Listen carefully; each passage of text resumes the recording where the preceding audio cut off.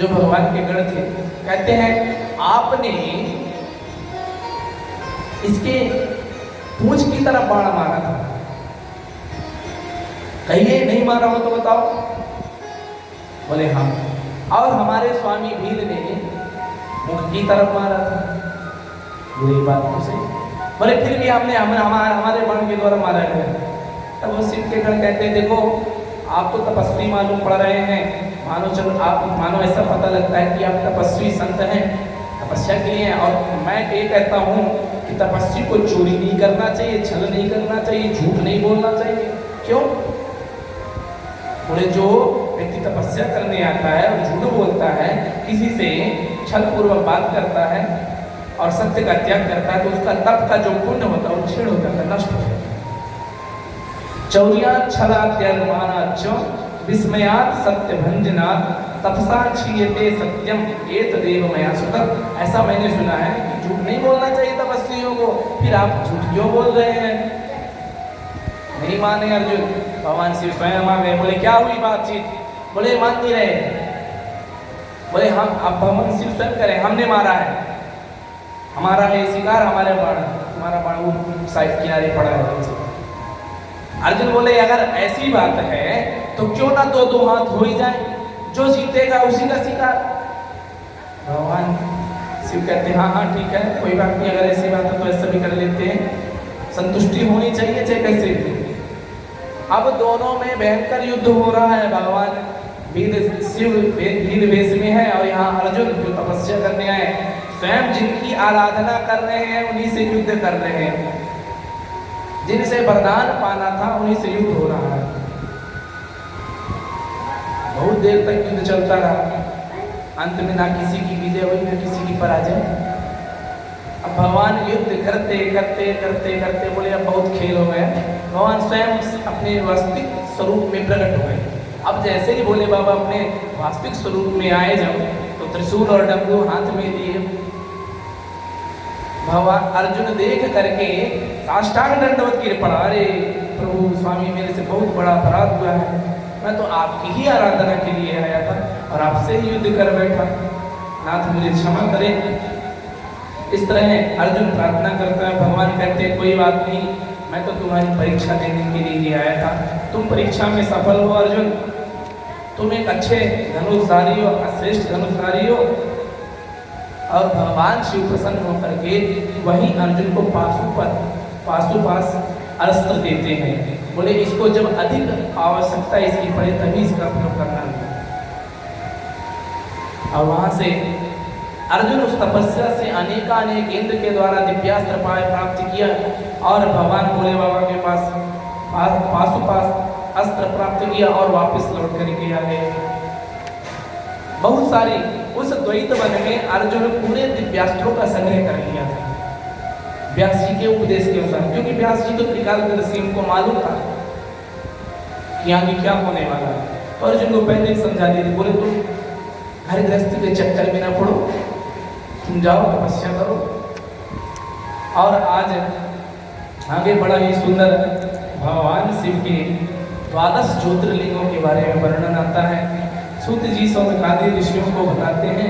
वैसे भगवान के तो अनेक अनेक लिंग स्थापन हुए हैं, असंख्य हैं। उनमें से जो प्रमुख शिवलिंग हैं वो 12 ज्योतिर्लिंग कहे गए हैं। बोले पहला है सोमनाथ।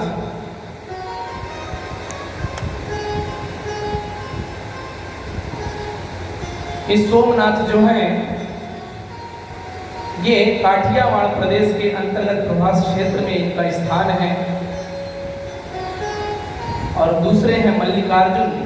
मल्लिकार्जुन नामक ज्योतिर्लिंग जो है ये विशाल पर्वत पर विराजमान है, जिसको श्रीशैल पर्वत कहते हैं।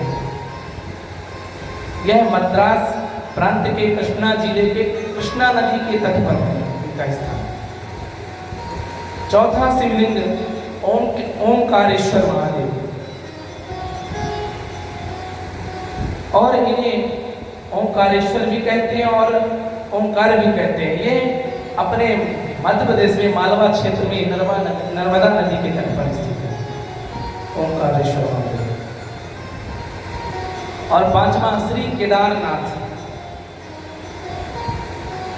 ये सब आप लोग जानते हैं, बद्री केदारनाथ बद्रीनाथ के पास स्थित है। और छठवां है भीम शंकर। भीम शंकर यह स्थान बंबई के से पूर्व पूना के पास में स्थित है। यह भीमा नदी के किनारे, वहाँ भीमा नदी का वहाँ उद्गम स्थल है, वहाँ से भीमा नदी निकलती है, जहाँ भीम शंकर महादेव है, विराजमान है। आगे आता है सातवां ज्योतिर्लिंग जो है काशी विश्वनाथ जी का, वो कौन नहीं जानता है, सभी लोग जानते हैं। ये तो राजा के राजा है, महाराजा। और आठवां ज्योतिर्लिंग त्र्यंबकेश्वर महादेव, ये भी महाराष्ट्र क्षेत्र में ही है। और नौवां ज्योतिर्लिंग जो है वैद्यनाथ धाम।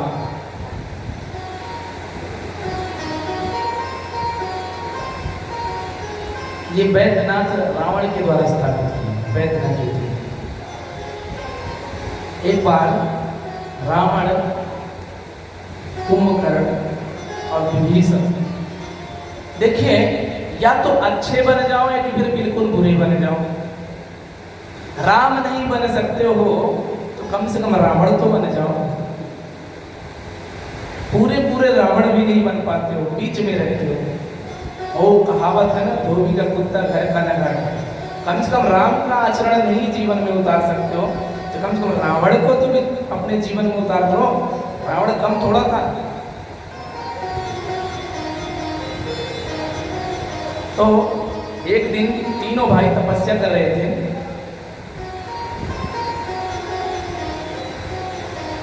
ब्रह्मा जी प्रसन्न हुए, वरदान देने आए।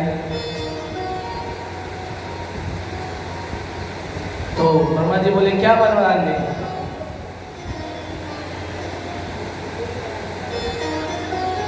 रावण कहता है हमने कठिन तपस्या की है, वरदान थोड़ा मजबूत होना चाहिए। ब्रह्मा जी बोले मांगो तो सही। तो रावण कहता है हम काबू के मरनी न मारे। हमने वरदान ये मांगा है कि हम किसी के मारे से न मरे, केवल बंदर और मनुष्य को छोड़ दें।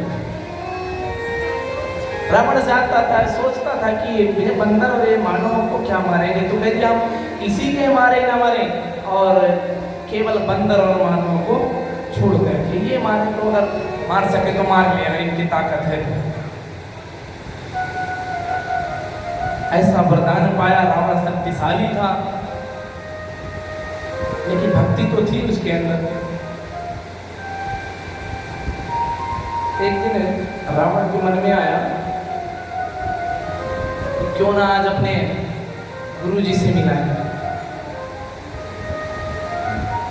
तो रावण के गुरु कौन है?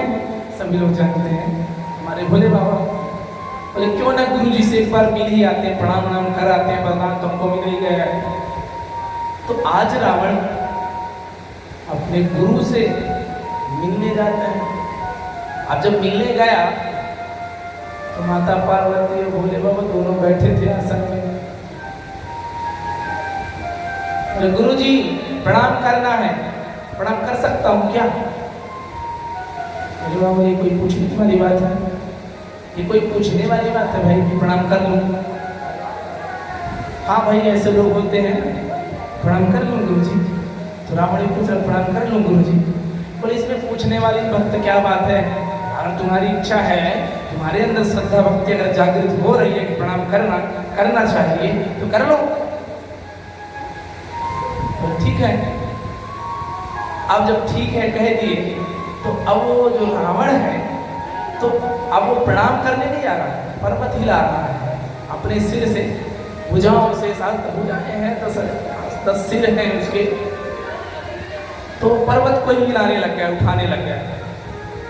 जब पर्वत हिला तो भगवान भोले बाबा का आसन भी हिलने लगा, हिलने डुलने लगे। देवी पार्वती बोले बोले बाबा ये कैसा शिष्य क्या कर रहा है, अभी तो कह रहा था पैर छूना है, कर क्या क्या करने लग गया, पता नहीं देवी क्या कर रहा है, क्या कर रहा है वो रावण। बोले प्रभु पैर छूने की व्यवस्था कर रहा है। वो पैर छूने की व्यवस्था, ये क्या व्यवस्था है भाई, पैर छूना तो हम बैठे आगे छू लो। प्रभु समझा करिए ना प्रॉब्लम, एक परेशानी। बोले परेशानी कैसे, बोले एक सिर हो तो छू लो, 10-10 सिर हैं, ऐसे करता हूँ तो यहाँ टिक जाता है, ऐसे छूता हूँ यहाँ टिक जाता है, परेशानी तो क्या कर रहे हैं। बोले मैं सोच रहा था पर्वत उठाऊंगा, आपका आसान उठेगा, मेरे माथे के सामने आएगा, छू लूंगा, अपने आप छूट जाएगा। ऐसे भी शिष्य होते हैं कि नहीं। बोले महाराज थोड़ा सा पैर ऊपर उठाइए ना, पैर टेक लूँ, हैं झुकना ना पड़े, थोड़ा सा इधर आ जाइए, थोड़ा सा ऊपर हो जाइए, थोड़ी समस्या है। तो ऐसा रावण कह रहा है कि भाई मेरे पास समस्या है भाई, मेरे एक सिर तो है नहीं कि मैं जल्दी से आके झुक करके छू लूँ पैर। तो ये तो स्थिति है, पैर छुआ, भगवान बोले आशीर्वाद है भक्त। अब रावण कहता है गुरु जी एक समस्या और आ गई। बोले क्या समस्या है भक्त। बोले गुरु जी मैं रोज रोज आपके पास आता हूँ दर्शन करने, आपके पूजन करने के लिए मेरे को लंका से चलकर कैलाश आना पड़ता है, तो कभी कभी आप भी आ जाया करिए, पूजा तो आपको भी करवानी है अपनी, तो कभी कभी आप भी आ जाया करिए। विडंबना है भाई, रावण भी कहता है और हम भी कहते हैं, नहीं कहते हैं। बोले फोन अब तो बढ़िया सिस्टम चल गया है, माध्यम हो गया फोन, गुरुजी यानी इस पूर्णिमा को आप हमारे घर आइए तो हम अच्छे से पूजा कर लेंगे। गुरुजी बोले यहीं आ जाओ ना, तो वहाँ थोड़ी भीड़ भाड़ ज्यादा होती है, थोड़ा अच्छे से कर लेंगे बैठा के ना। ऐसे रावण कह रहा है कि मैं तो डेली आता हूँ, एक बार आप कभी कभी आप भी आ जाए करो, आपका भी मन बहल जाएगा, थोड़ा घूमेंगे फिरेंगे, कैलाश में ही बैठे रहते हैं, हमारे यहाँ भी आइए, देखिए हमने क्या सुंदर, कितना सुंदर महल बनाया है। गुरु का धर्म है किसी से के यहाँ भी जाना चाहिए।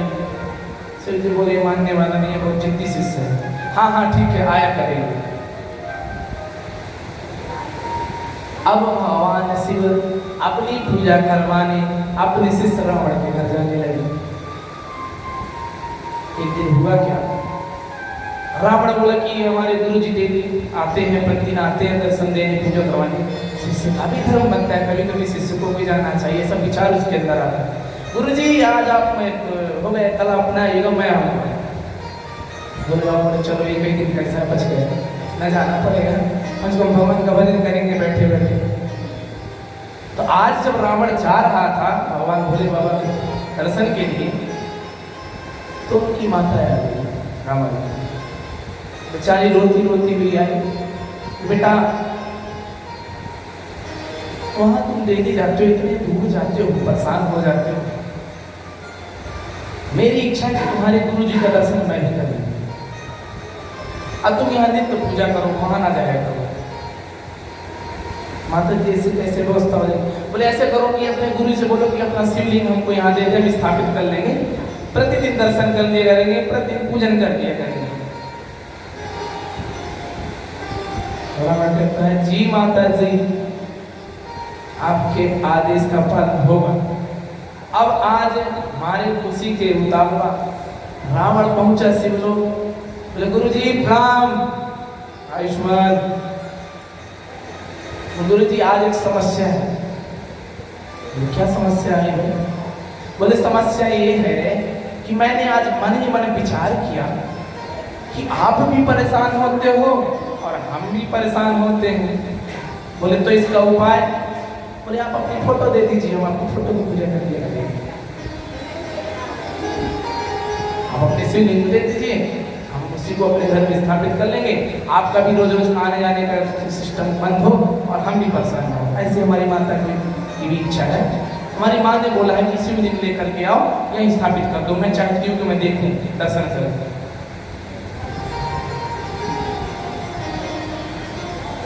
तो हम लोग रावण से कम नहीं है।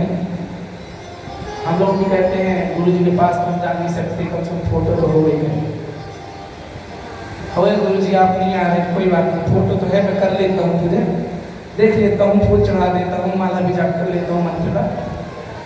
तो वही रावण कह रहा है कि आप ना जाइए, परेशान हो जाते हैं, आप अपनी फोटो दे दीजिए, शिवलिंग दे दीजिए हमको, हम उसी का पूजन बंद कर लिए करेंगे। भगवान बोले बाबा कहते हाँ हाँ ठीक है, कोई बात नहीं, दे देंगे, ले जाना। तब तक उस रावण की दृष्टि माता पार्वती के ऊपर पड़ जाती है। अब माता पार्वती को देखकर देखते रह गया, इतना सुंदर है माँ, इतनी सुंदर है। अब उसी तरह रावण देखते रह गया, कौन है, कितनी सुंदर देवी, कितनी सुंदर स्त्री। अब देख लो, गया था गुरु से मिलने, अब गुरु पत्नी को ही ताकने लग गया। ये स्थिति बनती है।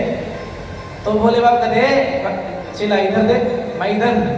बोले 1 मिनट गुरु जी, थोड़ा सा देख तो नहीं, देखो कौन है, इतनी सुंदर स्त्री कौन है। बोले अरे भाई गुरु तुम्हारा इधर है, वहां क्या देखते हो। बोले सुंदरी वो जो है उनको देख रहे हैं। तो बोले बाबा कहते देख लिए। बोले हाँ। बोले गुरु जी हमारी इच्छा ये है कि इस स्त्री को हमको दे दीजिए। अब रावण कहता है माता पार्वती को हमको दे दीजिए। भोले बाबा बेचारे दानी, भोले बाबा सोच विचार नहीं करते हैं, भक्त वर हो तो देने के लिए एकदम तैयार हैं, कोई देने वाला वर हो। आज भोले बाबा उस दिन तो चुप है, माता पार्वती की तरफ देखे, बेचारी जब रावण के मुंह से सुनी इसको हमको दे दो, हम ले जाएंगे अपने यहाँ। बेचारी पार्वती से गुड़ के बैठे, अब लगता है हमको ये दे देंगे। भोले बाबा का कोई भरोसा नहीं है भाई। चुपचाप बैठी थी, उसी बीच में शिव जी हाँ हाँ ठीक है ले जाओ। पार्वती तक को दे दिए, बोले ले जाओ। अब क्या करें, अब कौन बचाए। रावण शिवलिंग और पार्वती को लेकर के चल दिया। रास्ते में माता जी ने विष्णु भगवान को याद किया, पार्वती जी ने बोले प्रभु रक्षा करिए, अब आप ही हो, पति जी ने तो दे दिया, दान कर दिया, बड़े दयालु हैं। तो भगवान एक छोटे से बालक के रूप में आते हैं और समझा, अरे रावण कहाँ जा रहे हो, ये क्या लेके जा रहे हो, क्या है। बोले शिवलिंग है, हमारी माता जी ने मंगाया है, इसको लेके जा रहे हैं। बोले अच्छा से कहाँ से लेकर के आ रहे हो, किसने दिया है। बोले हमारे गुरु जी ने दिया है। बोले गुरु जी कौन, शंकर जी, भोले बाबा। बोले हाँ। बोले क्या ना कहें, बताओ मैं भी एक बार धोखा खाया था। उनको अपना तो होश आवास रहता नहीं है, भांग खा करके नशे में 24 घंटा डले रहते हैं। नकली दिया है, नकली शिवलिंग है। अच्छा बोले तो असली वाला कहाँ। बोले आई रावण के पास। बोले रावण, आई रावण के पास, वो असली है वहां। हाँ असली है।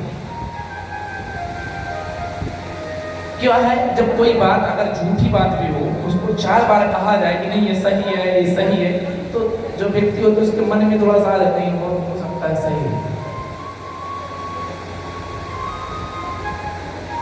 तो लौट करके गया, बोले बाबा से बोले नहीं ये सही नहीं है, हमको बताया गया है नकली है।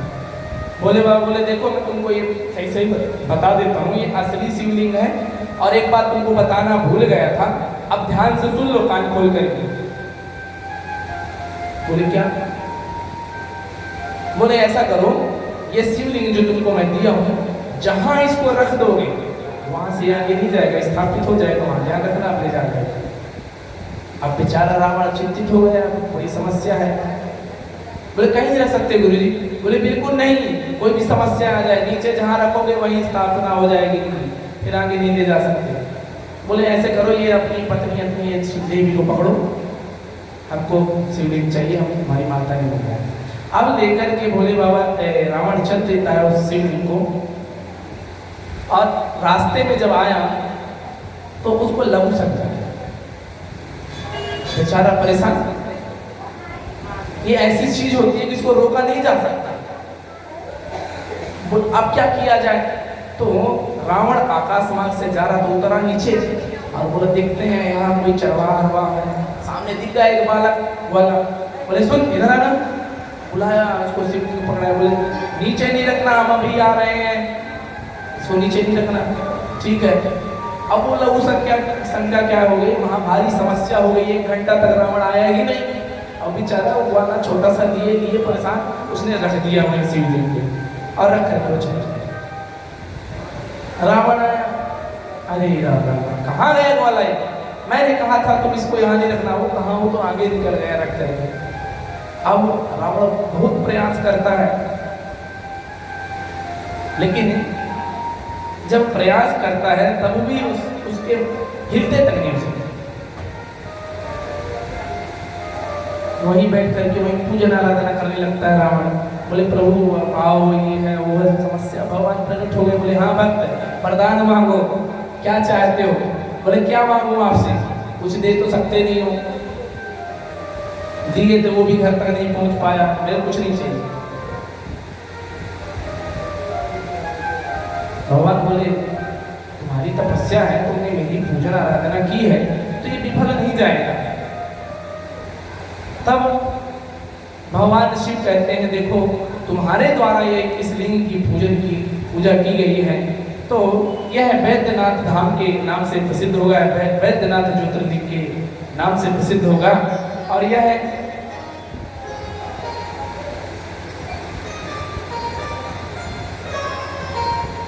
इस शिव पुराण में दक्षिण हैदराबाद बताया इसका स्थान, लेकिन ये पटना क्षेत्र में बिहार में वैद्यनाथ। तो उसके बाद 10वां शिवलिंग आता है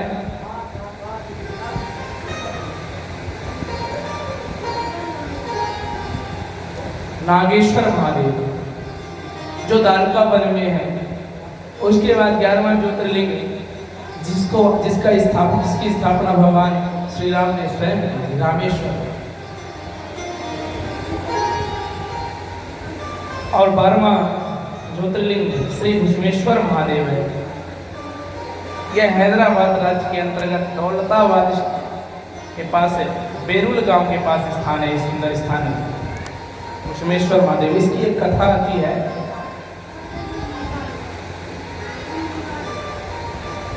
एक दारुका नाम की भीली थी, वो माता पार्वती और भोले बाबा की बड़ी भक्त थी।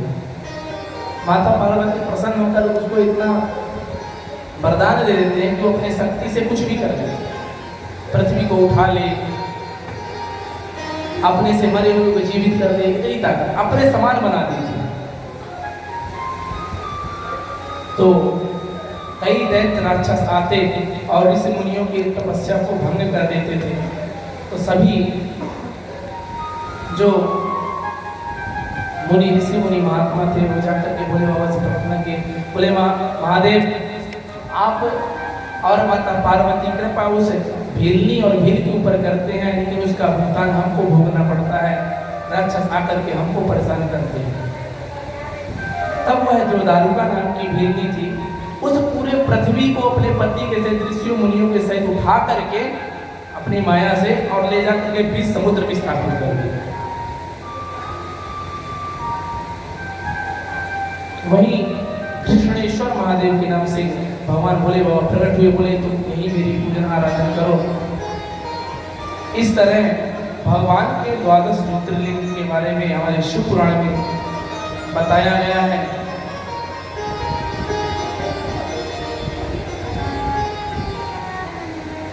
सौराष्ट्रे शोभनाथं च श्रीशैले मल्लिकार्जुनम् उज्जैन्यां महाकालं ओंकारं ममलेश्वरं केदारं हिमवत्पृष्ठे डाकिन्यं भीमशङ्करं वाराणस्यं च विश्वेशं त्र्यम्बकं गौतमीतटे वैद्यनाथं चिताभूमं नागेशं दारुकावने सेतुबन्धे चरामेशं भुष्मेशं तु शिवालये द्वादशैतानि नामानि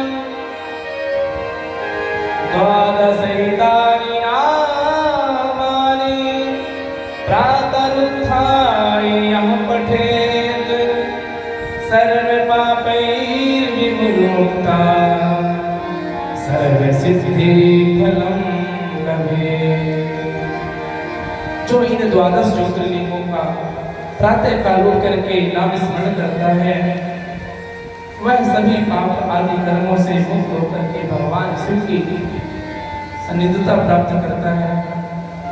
बोलिए शंकर भगवान की। उसके बाद काशी आदि विभिन्न, काशी में हमारे बनारस में बहुत सारे महादेव हैं, उसमें से विशेष जो है काशी विश्वनाथ जी, लेकिन उसमें वहाँ बहुत ज्योतिर्लिंग है, बहुत लिंगों का स्थापना की गई जिनके हमने भी दर्शन किए हैं। पूरे तो नहीं किए, लेकिन कुछ 2, 4, 10 ज्योतिर्लिंगों के दर्शन किए हैं। आइए कुछ नाम बोल लेते हैं। कहते हैं भगवान के नाम ही सब कुछ है। तो गंगा जी के तट पर वह मुक्तिदायिनी जो काशी है, सुप्रसिद्ध स्थान है, जो भगवान की निवास स्थली मानी गई है। वहाँ प्रथम में तो हमारे काशी विश्वनाथ जी जो है विराजमान है, वहाँ पे राजा स्वरूप, और एक कृत्तिवासेश्वर महादेव है, ज्योतिर्लिंग वहाँ, इनके दर्शन हमने किए हैं। ये इनका स्थान कम से कम छत से जब अंदर जाएंगे तो 2 मंजिल नीचे है इनका स्थान। इतना सुंदर लगते हैं, सजा देते हैं, फूलों से पूरा सजाए रहते हैं वहाँ। अब केवल शिवलिंग और नाग जी का दर्शन होता है, इतना सुंदर लगता है वहाँ। जब गर्मी अच्छी लग रही है इतने टाइम आप अंदर चले जाओ, अब वहाँ थोड़ी सी जगह रहेगी, थोड़ी सी वहाँ बैठ कर उनके दर्शन करो, ऐसा लगता है यहाँ से जाओ ही मत बाहर। इतना सुंदर सजावट, इतना सुंदर स्थान। और तिलभांडेश्वर महादेव और दशाश्वमेध महादेव, ये दशाश्वमेधेश्वर दशाश्वमेध घाट है, वहीं शिवलिंग स्थापित है, इसलिए उनको दशाश्वमेध महादेव कहते हैं। और इसके बाद गंगा सागर आदि के संगमेश्वर महादेव हैं और भूतेश्वर महादेव। भूतेश्वर महादेव बनारस में भी है और हमारे मथुरा में भूतेश्वर महादेव। भूतेश्वर स्टेशन भी है मथुरा, छोटा सा स्टेशन, छोटी गाड़ियाँ रुकती है। आगे नारीश्वर महादेव, बटुकेश्वर महादेव, इनके भी बटुकेश्वर महादेव के दर्शन किए। जिनके दर्शन किए हैं उनका याद है, जहाँ नहीं पहुँच पाए तो नहीं पहुँच पाए। पूरेश्वर महादेव और एक सिद्धनाथेश्वर महादेव, इनके भी दर्शन, 3 महादेवों के दर्शन हुए। और एक है दूरेश्वर महादेव, ये सब काशी में स्थित है। फिर श्रृंगेश्वर महादेव, फिर वैद्यनाथ, फिर जप्पेश्वर महादेव, और एक आते हैं गोपेश्वर महादेव, ये हमारे वृंदावन में है। जो लोग वृंदावन में गए होंगे तो देखे होंगे बंसी भट्ट के पास में गोपीनाथ बाजार में गोपेश्वर महादेव, उन्हीं के नाम से बाजार है। और आगे रंगेश्वर महादेव, वामेश्वर महादेव, नागेश महादेव, कामेश महादेव, विमलेश्वर महादेव, और प्रयाग इलाहाबाद के पास में है ब्रह्मेश्वर महादेव और सोमेश्वर महादेव। बहुत सारे शिवलिंग हैं भाई, मैंने बताया असंख्य, गिना नहीं जा सकता। और अयोध्या में नागेश्वर महादेव आदि प्रसिद्ध स्थान है। अयोध्या में जो नागेश्वर महादेव हैं, ये ठीक सरयू जी के किनारे, इनके भी दर्शन किए हम 3-4 साल लगातार। 2 साल हम वहाँ संगीत में गए किसी के साथ में, और 2 साल वहाँ भागवत करने का अवसर प्राप्त हुआ। छोटी छावनी में प्रमोद वन है वहाँ स्थान, बड़ा ही सुंदर स्थान है। वृंदावन में तो थोड़ी हलचल रहती है, लेकिन अयोध्या में तो कोई किसी से बात नहीं करता जाता। जयराम जी की अपना काम करो, आपको दान करना है दान करो, नहीं करना नहीं करो, दर्शन करना करो, नहीं करना नहीं करो, प्रसाद चढ़ाना चढ़ाओ, नहीं चढ़ाना न चढ़ाओ। वृंदावन में ऐसा नहीं, चढ़ाना पड़ेगा, इलाहाबाद में दान करना पड़ेगा, नहीं है तो अभी कोई बात नहीं, बाद में दे देना, एड्रेस पता निकाल दो, हम वहाँ करके ले लेंगे। लेकिन अयोध्या में ऐसा नहीं है, और कुछ हद तक बनारस में भी नहीं, बनारस में भी कोई परेशान नहीं करता। कुछ स्थान है जहाँ हट पूर्वक लेते हैं दान, कुछ स्थान है भाई वृंदावन में तो कन्हैया ही हटी थे, तो फिर वहाँ के लोग हटी तो वो भी करेंगे। तो इस तरह बड़ा ही सुंदर स्थान है। अयोध्या भी जाइए कभी, बहुत अच्छा स्थान है। राम जी मड़ैया में बैठे हुए हैं, हम लोग तो अपनी अपनी महलों में रहते हैं। कि राम जी आज भी मड़ैया में बैठे, उनकी मंदिर बन नहीं पा रही है, शायद अब बन जाए, ऐसी कृपा हो जाए, शायद अब उन्हीं की लीला है, वो चाहेंगे तो बन जाएगी, वो खुद नहीं चाह रहे हैं।